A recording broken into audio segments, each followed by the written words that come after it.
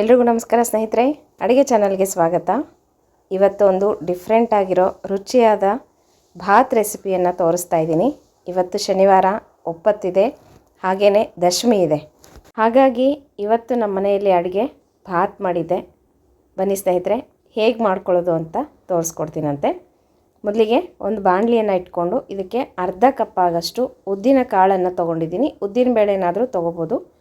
ಇದನ್ನು ಚೆನ್ನಾಗಿ ಹುರ್ಕೋಬೇಕು. ಇದ್ರ ಜೊತೆಗೆ ಸ್ವಲ್ಪ ಒಣಕೊಬ್ಬರಿಯನ್ನು ಹಾಕೋಬೇಕು. ಮತ್ತು ಖಾರಕ್ಕೆ ತಕ್ಕಷ್ಟು ಒಣಮೆಣ್ಸಿನ್ಕಾಯಿ, ನಾನಿಲ್ಲಿ ಒಂದು 3 ಗುಂಟೂರು ಮೆಣಸಿನ್ಕಾಯಿ ತೊಗೊಂಡಿದ್ದೀನಿ. ಮತ್ತು ಒಂದು 4-5 ಆಗಷ್ಟು ಬ್ಯಾಡಗಿ ಮೆಣಸಿನ್ಕಾಯಿ. ಖಾರಕ್ಕೆ ನೀವು ನೋಡ್ಕೊಂಡು ಹಾಕ್ಕೊಳ್ರಿ ಎಷ್ಟು ಬೇಕಾಗುತ್ತೆ ಅಂತ ಹೇಳ್ಬಿಟ್ಟು. ಇದು ಪುಡಿ ಆವಾಗಲೇ ಮಾಡಿಕೊಂಡು ಭಾತ್ ಕಲಸಿದ್ರೆ ತುಂಬ ರುಚಿ ಇರುತ್ತೆ. ಸ್ಟೋರ್ ಮಾಡೋದಕ್ಕೆಲ್ಲ ಹೋಗಬೇಡ್ರಿ, ಅಷ್ಟೊಂದು ಚೆನ್ನಾಗಿ ಅನಿಸೋದಿಲ್ಲ ಈ ಪುಡಿ. ತುಂಬ ದಿನ ಇಡಲಿಕ್ಕೆ ಹೋಗಬೇಡ್ರಿ. ಅವತ್ತಿಗೆ ಎಷ್ಟು ಬೇಕಾಗುತ್ತೋ ಅಷ್ಟು ಮಾತ್ರ ಮಾಡ್ಕೊಳ್ರಿ.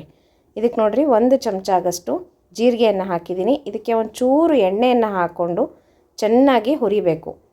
ಉದ್ದಿನಬೇಳೆ ಚೆನ್ನಾಗಿ ಘಮ ಬರಬೇಕು, ಕೆಂಪಗಾಗಬೇಕು.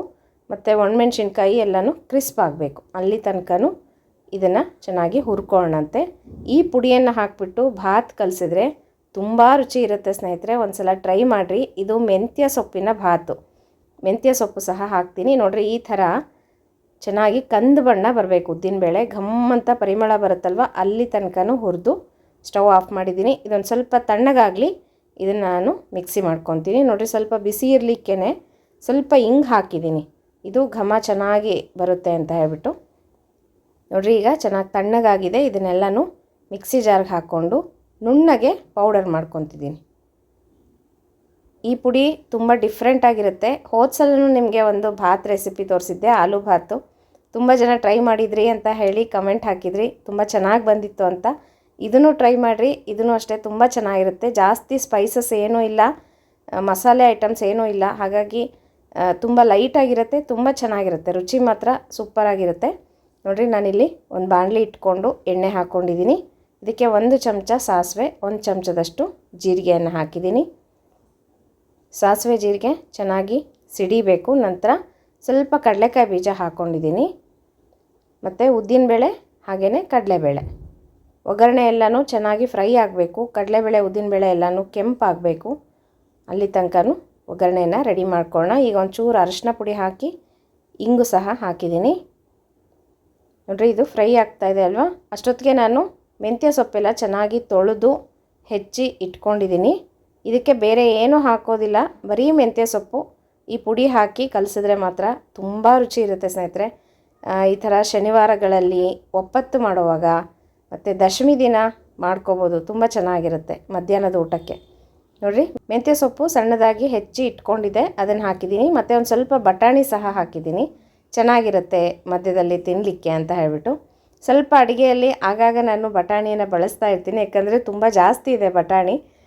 ಮತ್ತು ತುಂಬ ರುಚಿನೂ ಇರುತ್ತೆ. ಭಾತ್ಗಳಿಗೆ ಹಾಕಿದಾಗ ಚೆನ್ನಾಗಿರುತ್ತೆ. ನಾನು ಸ್ವಲ್ಪ ಪಲ್ಯಗಳಿಗೂ ಸಹ ಹಾಕ್ತೀನಿ. ಎಲೆಕೋಸು ಪಲ್ಯ ಆ ಥರ ಮಾಡಿದಾಗ ತುಂಬ ಚೆನ್ನಾಗಿರುತ್ತೆ ಬಟಾಣಿ ಹಾಕಿದ್ರೆ.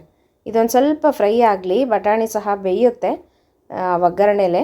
ಮತ್ತು ಮೆಂತ್ಯ ಸೊಪ್ಪು ಸಹ ಚೆನ್ನಾಗಿ ಫ್ರೈ ಆಗಬೇಕು.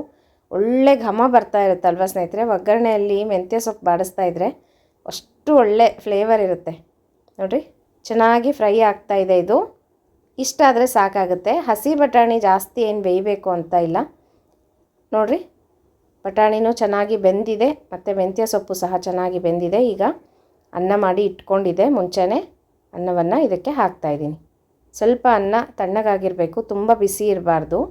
ಈಗ ನೋಡಿರಿ, ನಾವು ಮಾಡಿ ಇಟ್ಕೊಂಡಿದ್ವಲ್ಲ, ಆ ಪುಡಿಯನ್ನು ಹಾಕಿ ರುಚಿಗೆ ತಕ್ಕಷ್ಟು ಉಪ್ಪನ್ನು ಹಾಕ್ತಾಯಿದ್ದೀನಿ. ಪುಡಿಯನ್ನು ಎಣ್ಣೆಯಲ್ಲಿ ಫ್ರೈ ಮಾಡೋ ಅಷ್ಟಿಲ್ಲ ಸ್ನೇಹಿತರೆ, ಹಾಗೆ ಅನ್ನದ ಮೇಲೆ ಹಾಕಿದರೆ ಸಾಕಾಗುತ್ತೆ. ಸ್ವಲ್ಪ ಕೊತ್ತಂಬರಿ ಸೊಪ್ಪು, 1 ಚಮಚದಷ್ಟು ತುಪ್ಪ ಹಾಕಬೇಕು. ಭಾತ್ ಕಲಸೋವಾಗ ಯಾವಾಗಲೂ ತುಪ್ಪ ಹಾಕಿದ್ರೆ ತುಂಬ ಟೇಸ್ಟ್ ಇರುತ್ತೆ. ಈಗ ನೋಡಿರಿ, ನೀಟಾಗಿ ಎಲ್ಲನೂ ಕಲಿಸ್ಕೊಂಬಿಟ್ರೆ ಘಮ ಘಮ ಅಂತ ಪರಿಮಳ ಬರ್ತಾ ಇರುತ್ತೆ. ಆ ಉದ್ದಿನ ಬೇಳೆದು ತುಂಬ ರುಚಿ ಇರುತ್ತೆ ಸ್ನೇಹಿತರೆ, ಟ್ರೈ ಮಾಡಿರಿ, ತುಂಬ ಚೆನ್ನಾಗಿರುತ್ತೆ. ನೀಟಾಗಿ ಕಲಿಸ್ಕೊಂಬಿಟ್ರೆ ಮೆಂತ್ಯ ಸೊಪ್ಪಿನ ಭಾತ್ ರೆಡಿ ಆಯಿತು. ನೋಡ್ತಾ ಇದ್ದೀರಲ್ವ, ಎಷ್ಟು ಸೂಪರಾಗಿದೆ. ಕಲರು ಅಷ್ಟೇ, ಟೇಸ್ಟು ಸಹ ತುಂಬ ಚೆನ್ನಾಗಾಗಿತ್ತು. ನೀವು ಸಹ ಟ್ರೈ ಮಾಡಿರಿ. ಹೇಗೆ ಬಂತು ಅಂತ ಕಮೆಂಟ್ ಮಾಡಿ ತಿಳಿಸೋದು ಮರಿಬೇಡ್ರಿ. ಈ ವಿಡಿಯೋ ಹೇಗೆ ಅನಿಸ್ತು ಸ್ನೇಹಿತರೆ, ಕಮೆಂಟ್ ಮಾಡಿ ತಿಳಿಸ್ರಿ. ಮತ್ತು ಮುಂದಿನ ವಿಡಿಯೋ ಒಟ್ಟಿಗೆ ಸಿಗ್ತೀನಂತೆ. ನಮಸ್ಕಾರ.